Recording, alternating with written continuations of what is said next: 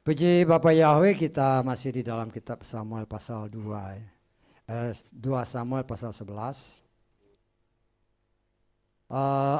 Kita sudah menyinggung sedikit tentang dosa daripada Daud ya. Sebagaimana yang pernah saya katakan beberapa waktu yang lalu, segala sesuatu yang tertulis dalam kitab suci itu pasti ada maknanya bagi saudara dan saya yang hidup pada zaman sekarang ini ya. Karena ini untuk menggenapkan apa yang tertulis dalam kitab 1 Korintus pasal 10 ya. Kita baca di dalam 1 Korintus 10 ayat ke 11. 1 Korintus 10 ayat 11. Semua contoh ini telah terjadi kepada orang-orang itu dan telah dituliskan.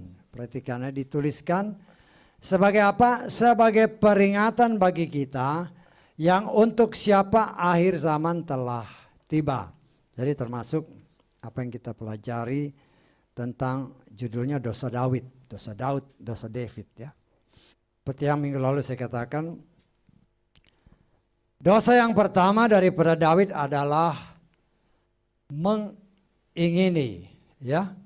Dan kita tahu bahwa salah satu dari 10 perintah Tuhan sebagaimana yang tertulis dalam kitab Keluaran pasal ke 20 ya. Pasal ya ayat ke 17. Keluaran 20 ayat 17. Jangan mengingini rumah sesamamu, istri sesamamu, atau budaknya, atau wanita pelayannya, atau lembunya, atau keledai jantannya, ataupun segala sesuatu yang menjadi milik sesamamu. Ya, dosa pertama Daud adalah mengingini istri orang lain. Ya, kita melihat di sini. Kadang-kadang kita melihat bahwa ini Daud yang berdosa. Kita harus lihat dari kacamata lain ya. Saya percaya Batseba ya. Bat itu anak perempuan. Sheba, ada yang menerjemahkan Batseba ini anak sumpah ya. Jadi mungkin orang tuanya berjanji, bersumpah. Ya mungkin ya. Anak nazar, kita nggak tahu kan. Kita melihat di sini, Batseba itu pasti tahu ketika pasukan keluar untuk berperang. Pasti tahu ya. Di sini kita melihat ketika bangsa Israel pasukannya keluar, Sheba itu pasti lihat kan, ini Daud nggak ikut. Saya tahu. Jadi saya percaya dia itu sengaja untuk menarik perhatian si Daud.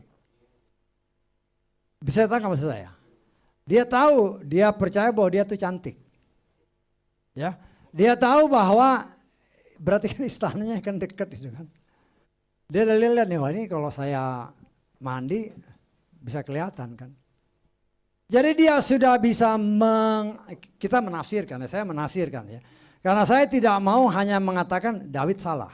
Oh nggak bisa. Ini zaman mungkin 2.500 tahun sebelum sekarang. Kok sekarang ketutup ya. Kalau kita itu sekitar 1000 tahun sebelum Masehi ya. Zaman Daud itu 1000 tahun sebelum Masehi. Jadi kalau dari sekarang ya 3000 tahun yang lalu. Ya kalau nggak ada atap ya itu wajar-wajar aja. Kita harus lihat ya, kalau berdasarkan pertanyaan, kalau baca Torah benar-benar, ketika bangsa ini ada di padang pasir, kalau mereka mau buang BAB, itu harus bawa skop ya, harus. Jadi sebelum mereka buang air, dia gali dulu, baru buang air, terus tutup lagi. Itu peraturan itu Torah itu Torah. Kalau di daerah-daerah ya, apalagi yang di pinggir. Kalau di pinggir pantai ya itulah WC-nya. Ya artinya ya seperti itu ya. Nah di sini kita melihat ya, kita tidak bisa langsung menyalahkan Daud berdosa.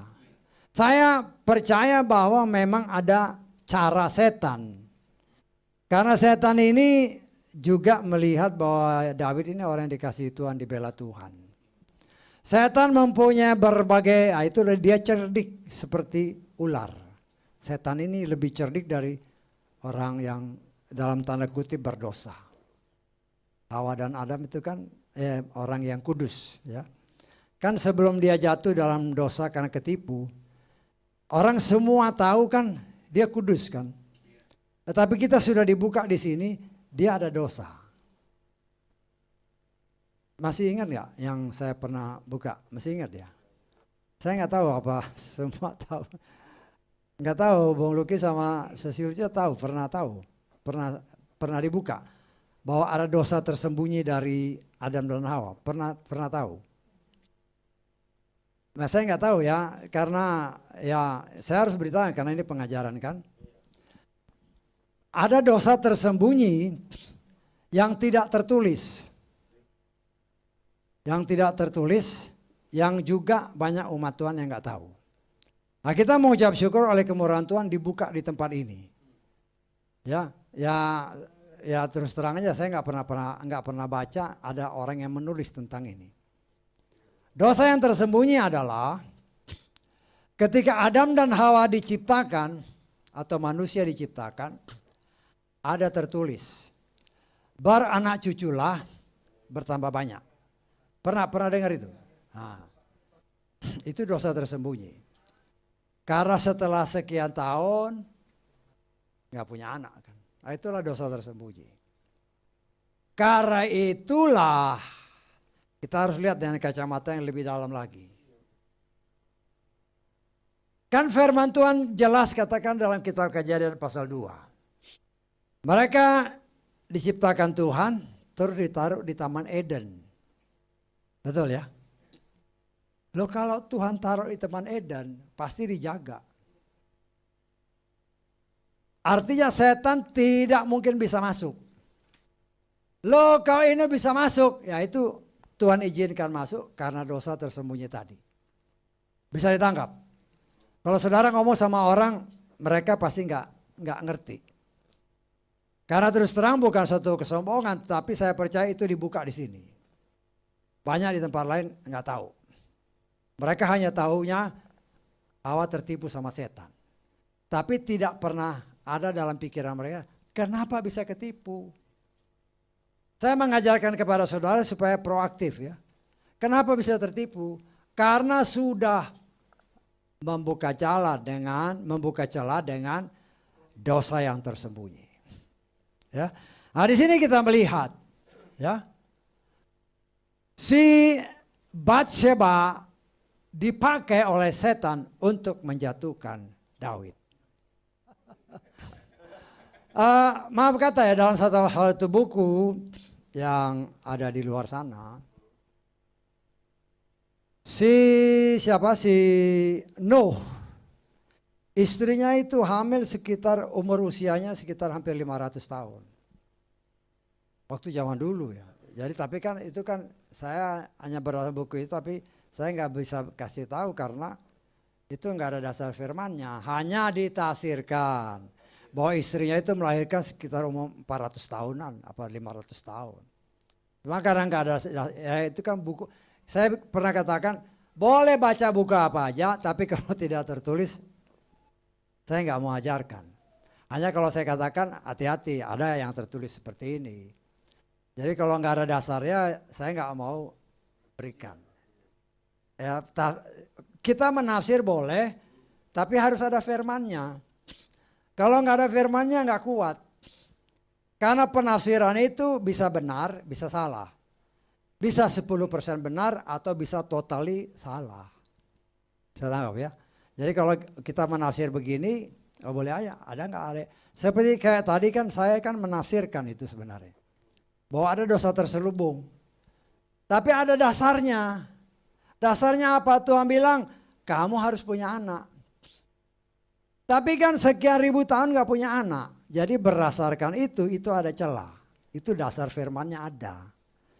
Bisa tanggap ya? Jadi saudara kalau mau, siapapun boleh menafsirkan, tetapi harus ada dasar firmannya. Berdasarkan firman itu kita tafsirkan. Tapi penafsiran kita bisa benar bisa salah. Tetapi saya secara pribadi yakin bahwa yang saya tafsirkan itu benar. Kenapa? Karena memang sudah sekian ribu tahun mereka nggak punya anak. Tidak melakukan apa yang tertulis. Bisa ditangkap? Kan Tuhan bilang hari ke-6 kan, waktu dia diciptakan punya anak, penuhi bumi.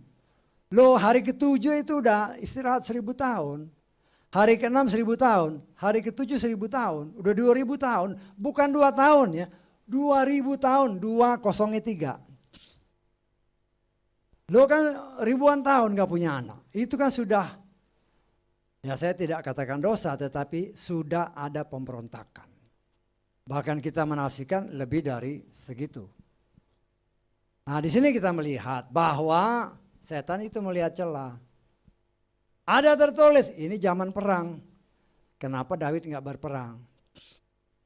Daud mungkin tidak pernah terpikir ada jebakan. Si setan lihat, oh ini Batseba nih cantik ini. Nah, saudara harus lihat ya. Pada waktu itu si Daud ini paling sedikit istrinya udah 3. Betul nggak? Satu istrinya orang Yesreel. Satu istrinya siapa? Si Nabal. Satu kan anaknya si Saul. At least 3 kan? Paling sedikit 3. Ulangan pasal 17 itu menyatakan. Kita lihat aja ulangan 17. Ayat ke-17. Dia tidak boleh memperbanyak istri. Dia tahu firman ini. Bisa ditangkap? Berarti dia sendiri sebenarnya sudah salah. Firman Tuhan katakan, berdasarkan nanti saudara baca ulangan 17 ini, seorang raja Israel dia harus menyalin Torah. Kalau dia salingkan berarti dia baca Torah. Kalau dia baca Torah berarti dia tahu firman ini menyatakan dia tidak boleh punya banyak istri. Tetapi kenyataannya dia punya istri. Sudah punya 3. Lagi dia lihat perempuan cantik. Nah di sini kita melihat setan melihat celah. Ini si Daud. Kan setan itu tahu kan. Daud ini kalau mandi jam berapa. Atau kalau habis istirahat dia nggak mana aja. Lah itulah yang dibisikkan setan kepada Batseba. Saya menafsirkannya seperti itu. Batseba pun mungkin punya pikiran yang ya kita tidak tahu lah. Namanya setan sudah kuasai kan. Dia lihat, ya mungkin dia lihat nih si Daud ini lagi jalan-jalan kan. Dia lihat dari rumahnya dia, oh lagi jalan-jalan. Oh, udah dia mandi lah. Nah, si Daud dia lihat kan. Nah kalau melihat, ya mungkin masih nggak apa-apa. Sama seperti Hawa. Dia lihat, tetapi karena melihat, timbullah keinginan. Karena keinginan, timbullah tindakan. Ya, kalau tindakan ini dibuahi, jadilah dosa. Kata kitab, apa? Harus hafal. Kita lihat Yakobus ya. Jadi saya mengajar begini kadang berulang-ulang supaya saudara ingat juga ya. Jadi suatu saat ada orang yang tanya, oh ya ada nih tertulis, tapi tertulis yang mana ayatnya? Kita lihat Yakobus 1 ayat ke-15. Pengajaran ini bukan satu arah ya, selain kita bisa berkomunikasi begini. Saya mengharapkan dengan apa yang diajarkan, saudara, kalau suatu saat ada orang yang tanya, saudara tahu ayatnya. Jangan hanya ngomong, ada tertulis, ya mana ayatnya? Jangan hanya ngomong tertulis, ya. Ayat ke selanjutnya keinginan yang telah mengandung itu melahirkan dosa. Dan dosa yang digenapkan itu melahirkan apa? kematian atau maut. Ya. Kalau dia hanya menginginkan, si Hawa ini hanya menginginkan, it's okay. Tetapi dia bertindak karena ingin terus ambil. Nah, ini yang dosa. Saya tangkap. Nah, inilah yang terjadi juga pada Daud, ya. Karena dia timbul keinginan. Ya kalau dia nanya informasi itu siapa sih? Itu istrinya itu, ya terus lupain ya nggak jadi masalah. Tetapi karena keinginan, ya timbullah satu, I'm the boss, saya raja. Apa yang saya mau harus jadi. Nah, timbullah satu kesombongan ketika orang sudah di atas.